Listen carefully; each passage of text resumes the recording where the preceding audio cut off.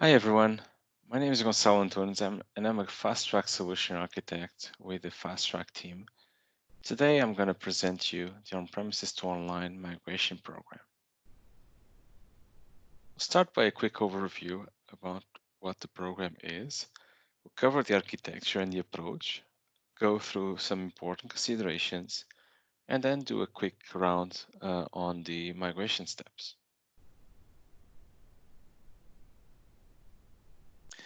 Firstly, the program makes use of a tool, and with the help of the Fasttrack solution architect, it provides a guided way to move to online, um, starting from a customer instance in on-premises.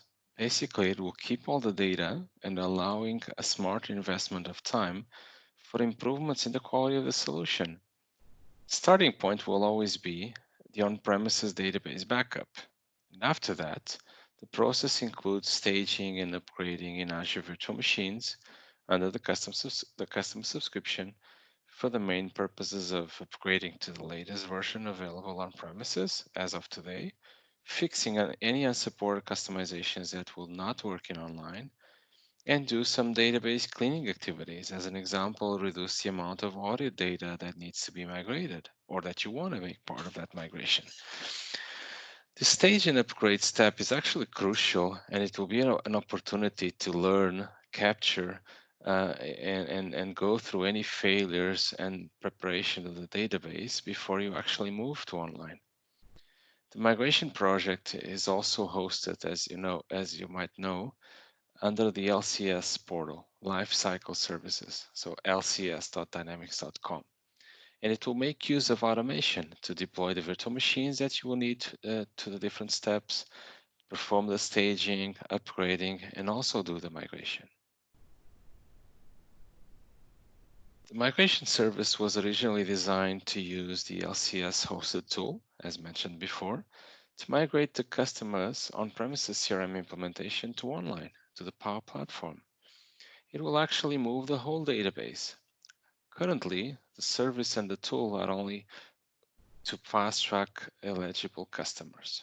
Please refer to the information and documentation to make sure that you are a fast-track eligible customer or an accredited partner that is allowed to perform these types of migrations along with the fast-track team. During the process, customer and partner will always have full visibility and power to move this process at their own pace. It will not be Microsoft running the migration itself, but it will be the customer and the partner determining exactly when to move to the different steps. And to mention a bit of roles and responsibilities, it is really under the customers and partners side to retouch or fix any solution components that need to be refined before the migration occurs, and also to ensure that it will actually work in online.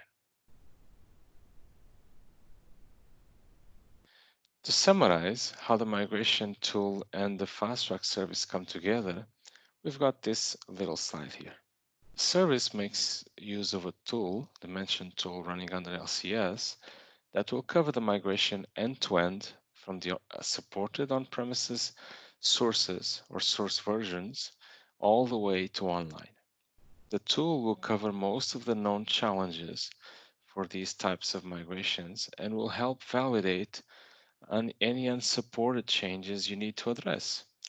Along with that, you should also leverage the usage of the Power Apps checker, which will give you a comprehensive report of any unsupported component or any improvement that you should be performing into some components within the solution itself. The service is delivered to the Fasttrack eligible customer and is provided by a Fasttrack solution architect who will guide and support you during the process itself. As for supported versions, we've got all the currently supported versions of CRM on premises, and also along with the SQL Service supported version. You can always refer to the documentation for further details.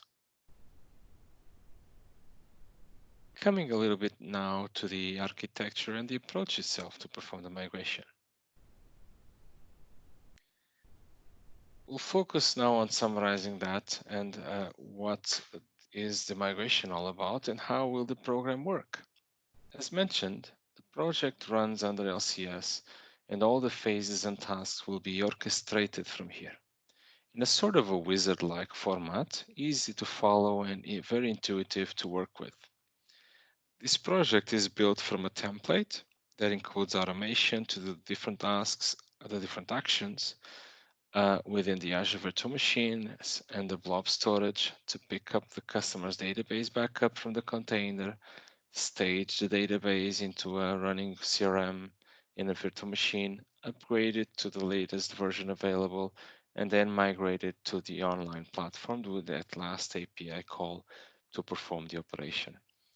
The Fasttrack solution architect will be required to assist you, especially in the last bit of the migration, because currently the final button is actually only allowed to be pushed by a Fasttrack solution architect.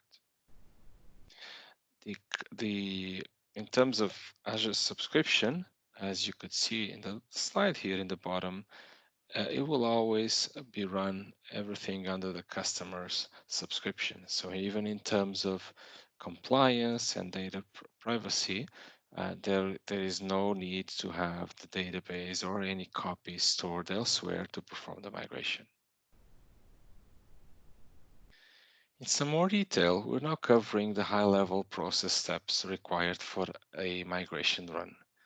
You may consider multiple runs as an example, but I'll cover that in a moment. So let's start here at the top, where you can find a brief summary of the different steps. Firstly, the creation of the LCS project. This will set up the customer Azure subscription, storage account, and provision the staging environments for the migration. Secondly, the full backup of the database is the next thing to do in the process, which needs to get restored in the first staging environment, running in the same version. And here is where the customer and the partner also have the chance to identify their customizations, any unsupported or anything in terms of optimization that needs to be addressed within the migration itself. Eventually, they can use also this area to perform cleansing activities too. As an example, drop old audit data, get rid of plugin logs, asynchronous logs, or perform selective data deletion before you actually move forward in the process. Leveraging the Power Apps checker or even running the Power Apps checker through PowerShell scripts is highly recommended. After that, the automated steps will perform the upgrade of that restored instance or restored database running in an Azure virtual machine all across the different versions until as of today, version 9. So as an example, if you're starting in on-premises 2015, it will be staged in 2015, upgraded to 2016, and then upgraded to version 9. After this is complete, the version 9 environment is available and can be used to, again, retouch customizations, import solutions, update solutions, and database activities before you actually migrate to online. Then, migration to online is ready to go, and it will have as pre-steps user mapping. As an example, the customer will have to determine the user mapping or the translation for the on-premises username to the online user principal name. That will determine exactly how the process will finalize the process and also allow the users to be translated from on-premises to online. And whenever they log into online, all the records will be showing as in the same way as they were showing in on-premises. So no need to do any final reassignments or changes in data. Lastly, already in online, customer and partner can onboard the final version of the instance and work on their solutions, integrations, and embrace the transformation to the unified interface. This really sums up the process, but naturally, as mentioned before, a few runs are typically considered. On the right hand, the typical approach to run these migrations throughout the duration of the project is really to consider multiple ones. So eventually you would start with a test migration run. So you had never done that before. You don't know exactly how long it's going to take. You don't know in terms of customizations or integrations what you need to do. So you would do that end-to-end migration. So one time, one LCS project, you would go through it all the way and finalize and have the instance up and running it online. Later on, you can continue and adjust your customizations, reconfigure integrations, and you feel comfortable and say, oh, you know what? The migration is actually completed. We do believe the instance is up and running as expected. So let's do a full dry run end to end to make sure how long it takes, to make sure we create a good run book of tasks. Everyone knows exactly what to do next. We can measure the timings and we can plan accordingly the go live schedule and activities. And finally, the go live date or the go live migration. That's the real deal. That's the real day when you're going to do the final migration, do the final backup from on-premises system, kick off the LCS process once again, go through the different steps, and finally do that final call and migrate the database and onboard the production users. At the bottom left of the screen, you can also see some important items to consider. Naturally, in terms of compliance, all the steps will be done under the customers as Azure subscription and tenant.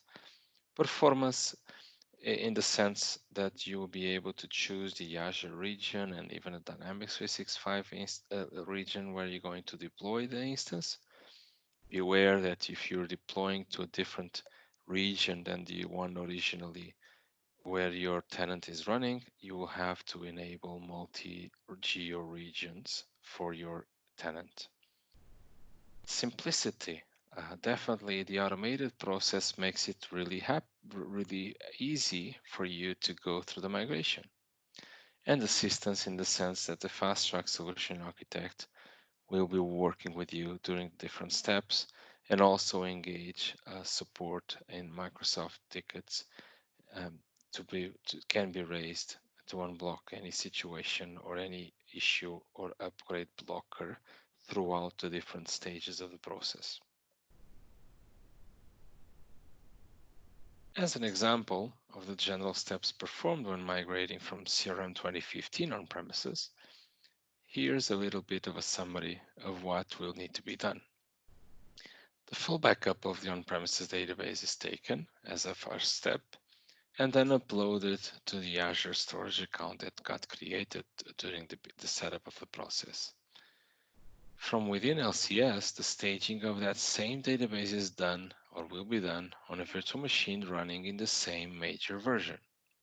Next, upgrading to 2016 and then version 9 is also done automatically if nothing is really blocking the upgrades from across versions.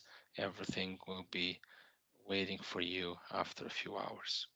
And finally, just before the migration can start, the user mapping file must be prepared to make sure that validation can be performed and the users can be mapped to accomplish the migration. We'll cover now some important considerations to make sure that you're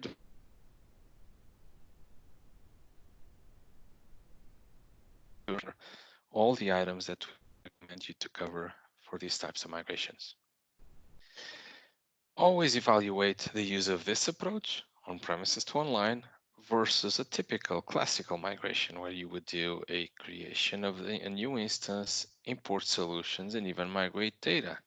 So it's very important to understand if there is any technical debt that you're migrating using on-prem to online. As an example, existing solutions, managed solutions, third-party solutions that potentially will not work in online as expected. Make sure that you always challenge and discuss if this is really the right approach. Think early about the transition plan. and start mapping the components or the transformation of the components moved of Microsoft Dynamics workflows to Power Automate, transform your SQL-based reports to fetch XML, remove unsupported client-side code, and really think beyond and already prepare to the transition of the unified interface. On October 1st, 2020, there will be no other option than working in the unified interface, so better prepare it in advance. As for prerequisites, pay attention to the supported versions and ensure that they follow supportability and compatibility within the documentations. Make sure that you're not running CRM on premises in an unsupported SQL version before you actually kick off the process. In terms of permissions and licenses, it's really mandatory to have them a sandbox instance available and user licenses to perform the migration, as well as an Azure subscription to provision the resources you need to migrate the project. Some additional related requirements will be mentioned in the LCS project as you go, and also there will be a white paper provided that covers eventually some limitations or current availability of other options for the migration. Also available in the documentation and white paper, there's a detail on the Azure resources that get provisioned so that you know exactly upfront what to count for. In terms of recommended practices, it's really mandatory and we highly recommend that you understand the requirements and components to fix before you really kick it off for the migration. And also on the first test runs, that it's really a matter of move to online as soon as possible. So remove all the blockers, make sure you move it to online, and then take your time to review and fix the customizations. Dry runs are also uh, meant to capture any potential failures, record those fixes, and use that for the next dry runs, and especially for the production run. It is also important or recommended to perform cleanup of the database. Really, across the different stage environments, you can do cleanup, especially to do with audit data or plugin trace logs, all sorts of data that is actually consuming space in your database. Eventually, it's not even relevant for the business to migrate that data. You're going to be saving time and money uh, before you actually move to online. Definitely, it's a must to build a migration runbook. Document all the steps and sequences, including the mitigations for any issues that you might have encountered during the test runs and dry runs. And invest the time you've saved not doing data migration and doing on premises to online instead. Invest that time in the quality of the solution. In terms of roles and responsibilities, it is still for the customer and the partner to manage the implementation, to perform the different tasks around the project management, the technicalities of deploying the solution and all that. And it will only be the Fasttrack solution architect providing the assistance for the end-to-end migration, working with the project team to remove any blockers, coordinating with customer support whenever needed, and really enabling the actual migration to occur. We will also be assisting you in the go live activities and support the improving of user adoption post go live. Now let's cover really quickly the different steps of the migration in detail. Firstly, getting access to the tool. So the tool access is really about getting firstly a preview code or a private preview code that the Fasttrack solution architect will provide you. Only with this code you're going to be able to create such a project. Next, there are some prerequisites that you need to consider to make sure you're ready. So on the Azure subscription, currently it is required to have a subscription that allows the creation of classic resources. There will also be the need to import a management certificate in order for the LCS Project Orchestrator to communicate with the Azure subscription and to perform the different tasks. Office 365 users must also have Dynamics 365 licenses or equivalent assigned so that you can perform the migration and still log in with those users after the migration is done. And there must be permissions and available licenses to create sandbox instance throughout the process or to reuse an existing instance. There is also, as mentioned, a public white paper that will be provided to you to help you cover these different areas of the prerequisites. In terms of database preparation, there are a few tasks that should be considered. Also, it's really around supportability and alignment with common data service and Power Platform standards. As an example, no direct schema changes are supported. So if you've done any of those, or if you've created custom functions or stored procedures, these will not be allowed. If you don't do anything about them, the process itself will validate, will block the migration, or simply remove them. Additional CRM-specific requisites will need to be compliant as well. So plugins running will have to be running on the sandbox, no references to deprecated endpoints, and so on and so forth.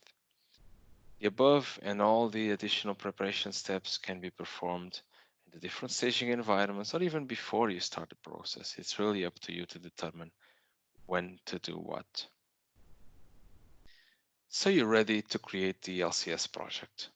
Project creation will be done under the LCS homepage. And when you click the new project, you will have to choose the category or the purpose of the project, and it will be under the category Migrate, Create Solutions, and Learn. And then you will find the methodology specifically for this type of migration, CRM on-premises to D365 online migration. Next, this will create the different phases, which I'm going to show you right in a moment.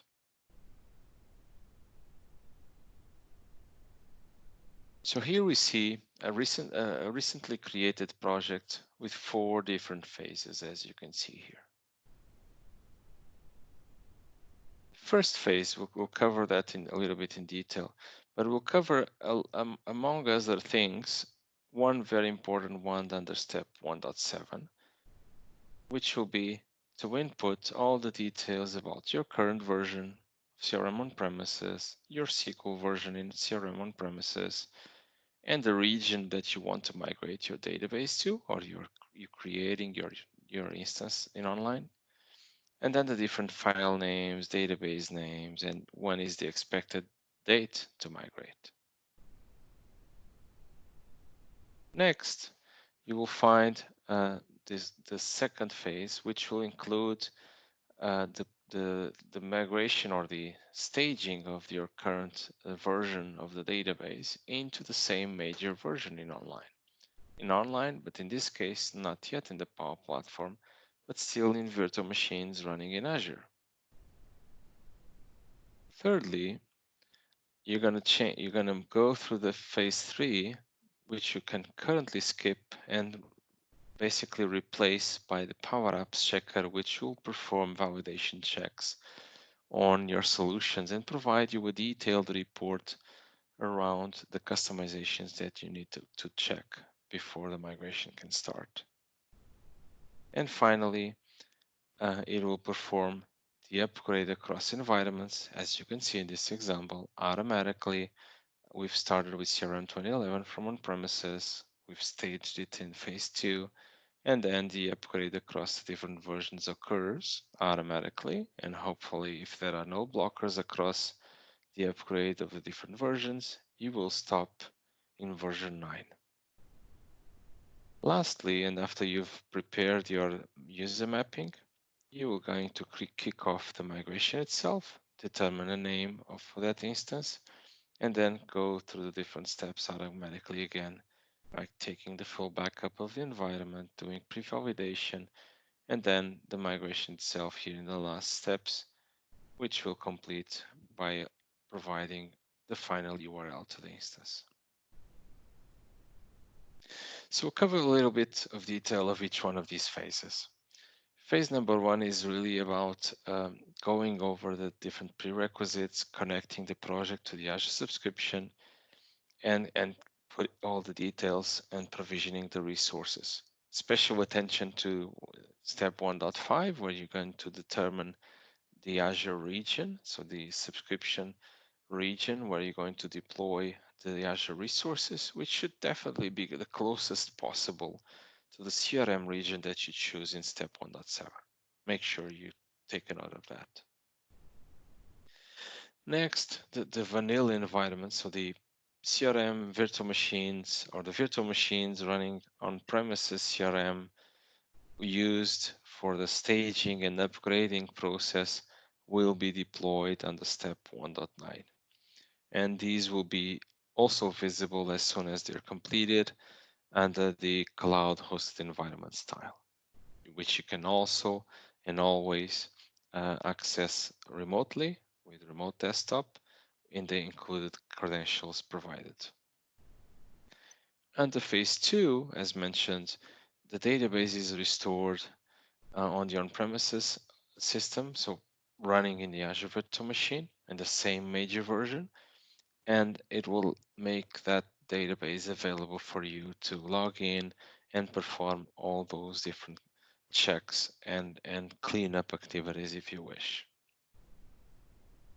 Under phase three, this one is, as mentioned before, you can skip as it is right now in the system, in the LCS project, and replace that by the Power Apps checker. So run the solution checker, the Power Apps checker in each one of those unmanaged solutions to get recommendations and warnings on unsupported customizations or even deprecated methods that you need to replace.